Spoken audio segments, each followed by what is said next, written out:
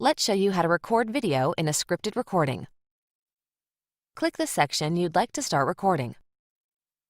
Click this button to bring up the recorder. The recorder will show the sections we've selected on the timeline. You can navigate between sections using these buttons or by dragging on the timeline. Here's a box that displays the script text. You can place it anywhere on the screen by dragging it.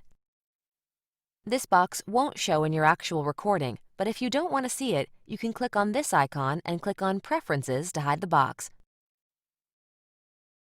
Hit record when you're ready. Follow the audio and start recording your video. Click on the pause button or move to the next section when done. You'll notice the recorder will add silence at the end of the audio. You can move to the next section by clicking Next, or you can click on your own hotkey. Just set it up in the Preferences menu.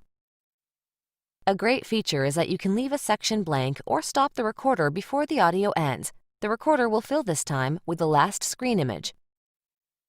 Click Done when you're finished. When you do this, the script editor will display, and you'll notice different icons for each section. An icon will appear for those sections with silence. You can absorb silence, which means the video will speed up to match the audio. You can cut out silence, or you can speed up the silence. Need to replace the video? Click on the section and re-record by clicking on the Record button. You can continue adding more sections as needed. Here's an example. You can add another section in between these two. Click the end of a section. Hit Enter to create a new section and add audio and video like we did before. You're all done adding audio and recording video. You can move on to editing the video.